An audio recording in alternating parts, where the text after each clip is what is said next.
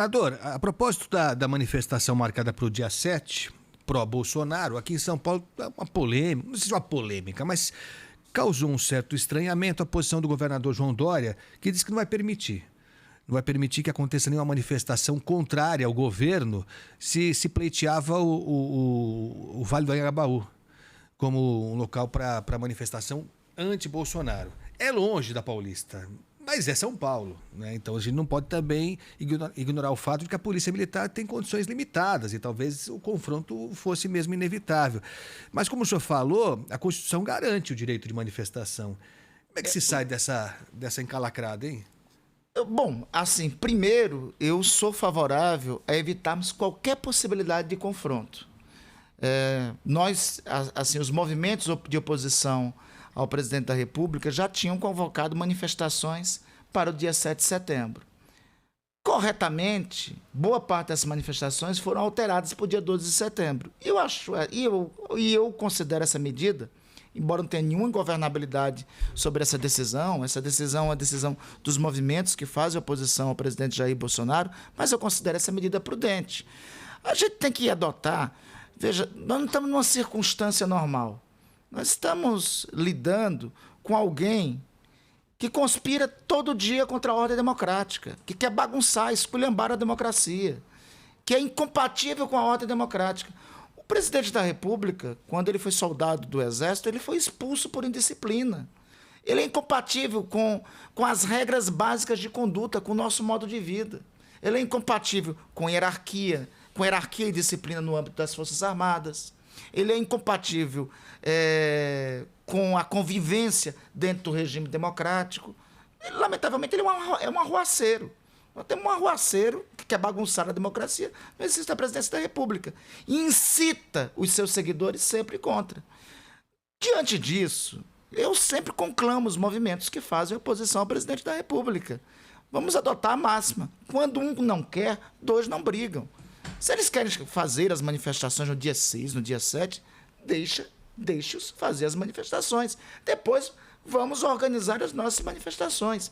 Nós não podemos atentar a provocações. É tudo o que querem a esta altura. Nós não podemos recair em provocações. Agora, quem quiser fazer manifestação, força política que seja de oposição a Jair Bolsonaro, que quer fazer manifestação, não tem como ser impedida. Quem está dizendo isso, Agostinho, não sou eu. Artigo 5º da Constituição, liberdade de manifestação com hora previamente marcada, sem armas. A Constituição é tão sábia que ela até diz isso. É assegurado o direito à livre manifestação de qualquer cidadão brasileiro em qualquer lugar, desde que tenha hora marcada, comunicada às autoridades, e manifestação livre sem armas. A Constituição, inclusive, adverte sobre isso. Então, quem cumprir esses critérios que a própria Constituição exige para a realização de manifestações, eu não vejo como este direito fundamental, é por isso que é um direito que, onde é que está? Se tem um artigo sagrado da Constituição da República, é o artigo 5º da Constituição da República. Então, é por isso que ele chama direitos e garantias fundamentais. O nome fundamental está lá na Constituição, não é à toa. É porque são direitos que são invioláveis. É a chamada cláusula pétrea, não pode ser sequer modificada. Não são absolutos, mas são invioláveis. Eu não vejo como, se forem manifestações em locais distantes e houver condições de garantir segurança para ambos, eu não vejo à luz da Constituição como as manifestações serem impedidas. Agora, o bom senso me diz, o bom senso e a experiência pouca que tenho, me diz que o adequado é nós organizar, que seja organizado por parte dos movimentos que se opõem ao presidente Jair Bolsonaro, manifestações em datas distintas para evitar qualquer possibilidade de confronto. E o bom senso e a experiência do senhor dizem que vai acontecer essa reunião pleiteada por governadores com o presidente Bolsonaro? O senhor acha que isso é viável? Eu acho que eu sou favorável a insistir em qualquer possibilidade de diálogo, mas me permitam a ousadia, colegas governadores, me permitam a ousadia, presidente do Congresso Nacional, meu querido colega Rodrigo Pacheco, me permitam a ousadia, presidente do Supremo Tribunal Federal. Nós estamos precisando mais de Churchill e menos de Chamberlain. Estamos precisando de mais de Churchill e menos de Chamberlain. Veja, tem que impor limites a quem quer bagunçar a democracia, né? Tem política de apaziguamento com Chamberlain. Só para esclarecer aqui a referência histórica que estou fazendo. Na Grã-Bretanha dos anos 30, o primeiro-ministro britânico Chamberlain insistia em dialogar com Hitler. Insistia em ter diálogo com Hitler. Winston Churchill, que era um opositor conservador, dizia: não tem possibilidade de dialogar com quem não quer diálogo. Esse cara está todo dia se armando, está todo dia anunciando a guerra. O único diálogo com ele é para ele desarmar. Se desarmar. É para ele deixar as armas de lado. Senão, a política de apaziguamento vai levar à guerra.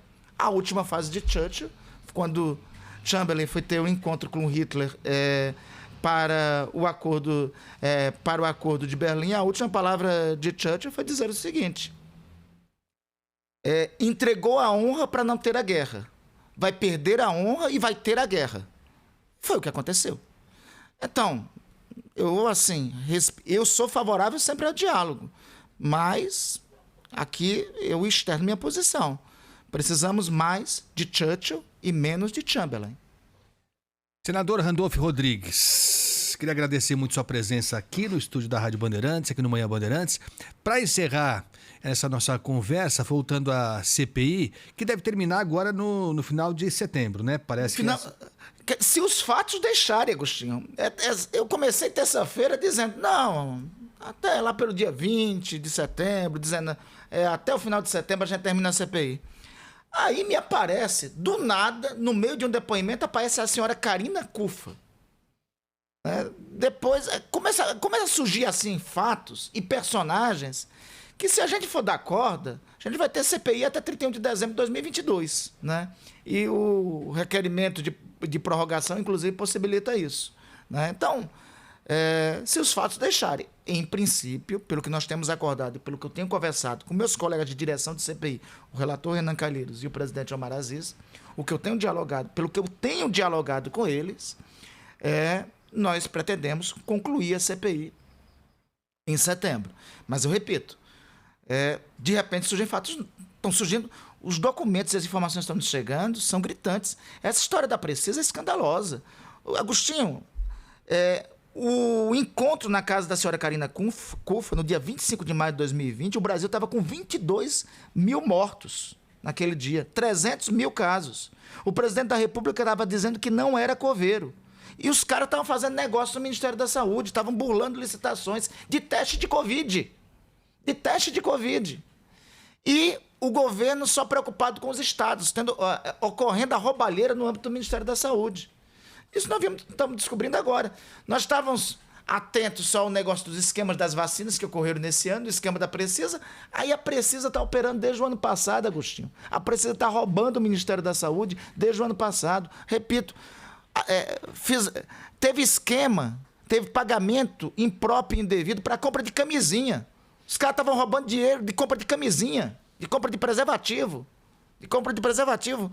Então, os fatos vão se impondo. Eu acho que é inevitável. Agora, nós ouvimos a senhora Karina Cufa, por exemplo, né? É inevitável, nós ouvimos o senhor Marconi, que era o lobista lá que dialogou com o senhor Ricardo Santana. Ele tem relações, inclusive, com pessoas próximas do presidente da República, né? Então, em tese, vamos trabalhar isso. Estamos trabalhando para terminar no final de setembro. Mas os fatos, cada vez mais, acabam se impondo para nós.